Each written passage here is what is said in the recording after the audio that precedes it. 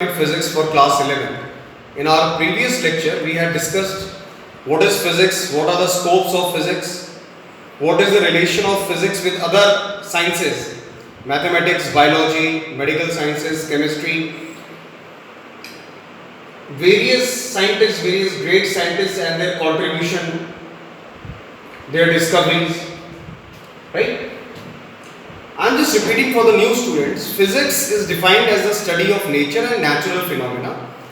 It deals with the observation, experimentation, then verification, and it is done through a scientific method that we have already discussed. So science is physics is a very interesting branch of science. It is all about the natural phenomena that we observe in our day-to-day life. जो भी हम अपने आसपास देखते हैं उसी को experiment करके, वेरीफाई करके, ऑब्जर्व करके ग्रेट साइंटिस्ट उन लोगों ने लॉज दिए, जैसे क्लासिकल फिजिक्स में Isaac Newton, Albert Einstein, Stephen Hawking and n number of scientist. उनका कंट्रीब्यूशन जो है वो that is beyond this board. और आज जो भी हमारी लाइफ आसान है that is due to the theorems, due to the laws, due to the principles of physics. So we had discussed all these topics in our previous chapter, and we will discuss the relation of physics with mathematics in a separate branch called mathematical tools. Mathematical tools में we will discuss the basic mathematical laws such as differentiation, integration, trigonometric ratio, logarithms, graphs and so on. As far as NCERT's curriculum is concerned, there are four fundamental forces in nature. We will discuss as per NCERT. These four fundamental forces in nature are gravitational force, electromagnetic force, strong nuclear force and weak nuclear force. We will discuss them one by one. We have already discussed gravitational force in class 9, but just for the revision, recapitulation, gravitational force was given by Newton, Isaac Newton. When two masses m1 and m2 are separated by a distance r apart, there is a force of attraction between them which depends on the product of the masses. Gravitational force जितने ज़्यादा मास होंगे उतनी ज़्यादा gravitational force का magnitude होगा, inversely proportional to the square of the distance. This is called inverse square law. जहाँ भी force distance के square के inversely related होती है, inverse square law. On removing the sign of proportionality, we get a constant. Here the constant is capital G, called universal gravitational constant. Universal gravitational constant की value 6.67 into 10 raised to the power minus 11. ये आप लोगों ने पढ़ी है, Henry Cavendish ने इसको discover किया था, इसकी वैल्यू को एक्सपेरिमेंटली प्रूव किया था. ये हम लोग ग्रेविटेशन चैप्टर में और ज़्यादा डिटेल में पढ़ेंगे, but for the time being gravitational force has following properties. It is always attractive. Gravitational force is the weakest force in nature. Gravitational force long range force है. Long range force का मतलब है astronomical distances तक के applicable होती है. आपको पता है कि जितने भी heavenly bodies हैं वो gravitational force of attraction से centripetal force उनको मिलता है. Centripetal force is provided by gravitational force और planets घूमते हैं sun के चारों तरफ. Gravitational force, they have gravitons. There is exchange of gravitons. जब gravitational force दो masses के बीच में exist करती है, तो there is an exchange of particles called gravitons. And gravitational force obeys action reaction. You know that every action has equal and opposite reaction. So they are the properties of gravitational force. It is the weakest force in nature. So the first fundamental force in nature is gravitational force. We have discussed the properties of gravitational force. Then electromagnetic force. Electromagnetic force includes electrostatic force, जिसको हम लोग हिंदी में स्थिर विद्युत बल बोलते हैं. ऐसी फोर्स जो कि फ्रिक्शन के कारण, रबिंग के कारण, चार्जेस के कारण प्रोड्यूस होती है. आप देख सकते हैं Q1, Q2, two charges separated by a distance r apart. इसमें मीडियम का रोल है, एयर और वैक्यूम में दोनों चार्जेस हैं. तो these two charges will either attract or repel. या तो अट्रैक्ट करेंगे या रिपेल करेंगे. तो इनके बीच में जो फोर्स ऑफ अट्रैक्शन है और जो रिपल्शन है एयर में और वैक्यूम में, वो चार्जेस के मैग्नीट्यूड के डायरेक्टली प्रोपोर्शनल है. मतलब more the charges more will be the force. Inversely proportional to the square of the distance, inverse square law. और combining we will get F is equal to K Q1 Q2 upon R square. K is the sign of proportionality. k की value 1/4 pi epsilon 0. This epsilon 0 और epsilon not is called absolute permittivity of free space और vacuum. Hindi में हम इसको बोलते हैं निर्वात की वैद्युतशीलता. पारगम्यता हम लोग मैग्नेटिज्म में यूज करते हैं. Absolute permittivity of free space, इसकी मैथमेटिकल वैल्यू 8.85 × 10⁻⁻12. ये भी आप क्लास 12th में इलेक्ट्रोस्टैटिक एक पूरा हमारे पास चैप्टर है. Gravitational force, electromagnetic force conservative है. कंजर्वेटिव फोर्सेस वो होती हैं जो अपनी इनिशियल और फाइनल पोजीशन पे डिपेंड करती हैं, पाथ पे डिपेंड नहीं करती. So they are conservative forces. हम लोग पढ़ेंगे आगे नॉन कंजर्वेटिव फोर्स जो पाथ पे डिपेंड करती है, जैसे फ्रिक्शनल फोर्स है, विस्कस फोर्स है, that depends on path. The forces which are independent of path, जो पाथ पे डिपेंड नहीं करती, वो कंजर्वेटिव है. ग्रेविटेशनल फोर्स इसका एग्जांपल है, electromagnetic force.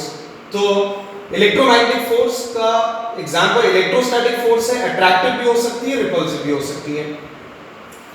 They occur due to the exchange of photons. हम लोग फ्रिक्शनल फोर्स है ना, I mean tension in the string, that is also electromagnetic force. Wherever there is friction, frictional force का जो cause है that is also electrostatic, frictional force. So third category is strong nuclear force. हमारे nature में जो 4 fundamental forces हैं, उसकी third force है strong nuclear force. As the name suggest, जैसे नाम से ही पता चल रहा है, ये नेचर की सबसे स्ट्रॉन्गेस्ट फोर्स है. एटम के अंदर न्यूक्लियस, न्यूक्लियस के अंदर neutron and proton.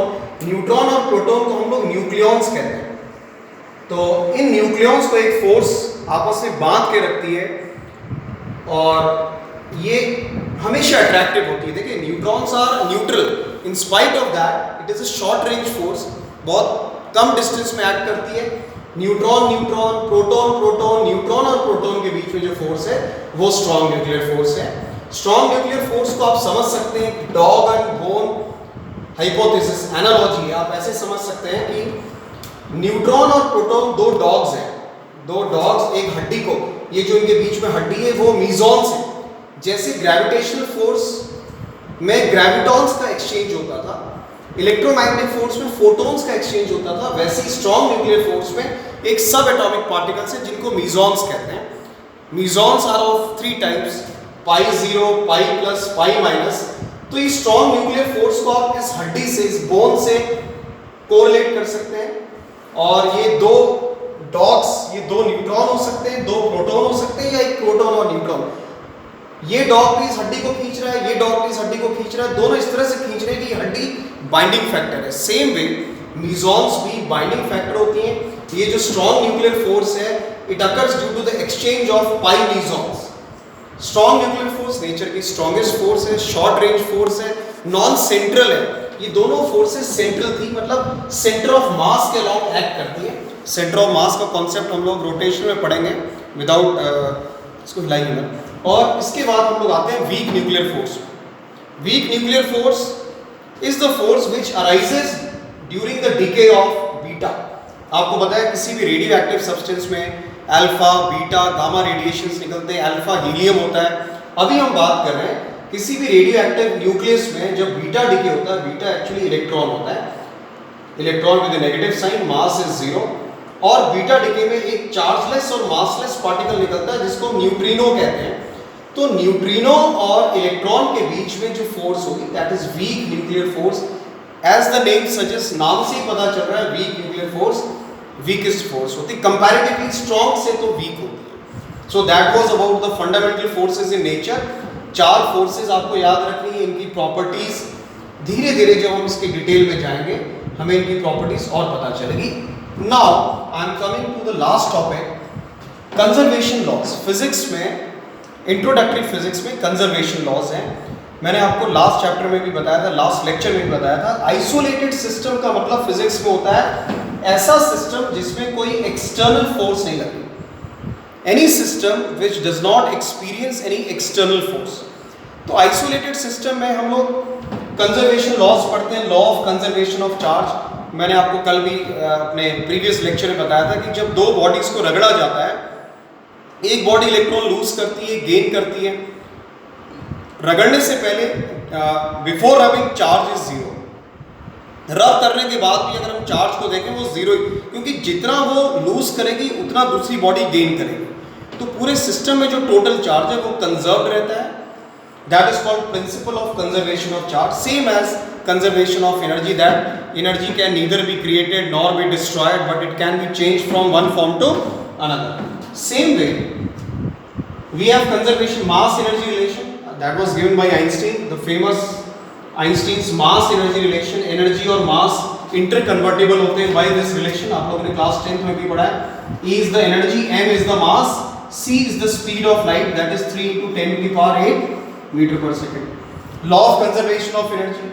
Actually physics is all about the study of energy, and during so many chemical and physical processes there is only a transformation of energy. Energy एक form से दूसरे form में change होती है. पूरे system की, पूरे universe की एनर्जी कंजर्व रहती है. And energy, I mean the physics is all about the study of energy. तो the conservation of energy law is very important and the basic law. Then we come to law of conservation of linear momentum. The word linear means straight, सीधा. Momentum को हिंदी में हम संवेग कहते हैं. Momentum का मतलब होता है quantity of motion possessed bye a body. एक बॉडी में कितना मोशन है वो उसका मोमेंटम है. इसका स्टेटमेंट मैं आपको बता देता हूँ. Law of conservation of linear momentum states that in absence of external force, when I से एक्सटर्नल फोर्स की एब्सेंस में मतलब आइसोलेटेड सिस्टम में, the total linear momentum of a body और अ सिस्टम रिमेन्स कंजर्व. किसी भी body का या किसी निकाय का, निकाय मतलब सिस्टम का कुल संवेग संरक्षित रहता है. मोमेंटम कंजर्व रहने का मतलब है momentum before is equal to momentum after. हम लोग एग्जांपल्स पढ़ेंगे. लॉज ऑफ मोशन एक चैप्टर है हमारा. रॉकेट प्रपल्जन है, jumping of a man from a boat, collisions, जितने संघट, जितनी टक्करें होती हैं वो सारे टक्करों में, सारे कोलिजन्स में मोमेंटम कंजर्व रहता है. रॉकेट प्रपल्जन इसका सबसे अच्छा एग्जाम्पल्स है. फिर हम लास्ट टॉपिक में आते हैं, law of conservation of angular momentum. Angular मतलब कोणीय, एट एन एंगल. मोमेंटम संवेग. अगर हम स्ट्रेट पाथ में जा रहे हैं तो लीनियर मोमेंटम है. अगर मैं सीधे रास्ते में गाड़ी ले जा रहा हूं तो उसका लीनियर मोमेंटम है. Mass multiplied by velocity. और वही चीज अगर रोटेट कर रही है, प्लैनेट्स रोटेट कर रहे हैं, पंखा रोटेट कर रहा है, it has got angular momentum. Law of conservation of angular momentum होता है in absence of an external torque. हम लोग पढ़ेंगे लीनियर मोशन में. हम टर्म यूज करते हैं फोर्स. हम रोटेशनल मोशन में हम टर्म यूज करेंगे torque. Torque is the turning tendency of force. तो जब किसी सिस्टम में एक्सटर्नल टॉर्क नहीं लगता, बल आघूर्ण हिंदी में कहते हैं, in absence of an external torque the total angular momentum of a body और अ सिस्टम रिमेन्स कंजर्व. कुल कोणीय संवेग संरक्षित रहता है. बहुत सारे एग्जांपल हम लोग पढ़ेंगे. केपलर सेकंड लॉ हम लोग पढ़ेंगे जब बैलेट डांस होता है, जंपिंग ऑफ अ कैट, है ना, melting of polar ice caps. There are so many practical examples. So these are the important conservation laws. We will study next topic, that is units and dimensions, in our next lecture. Thanks for being with us. Thank you very much.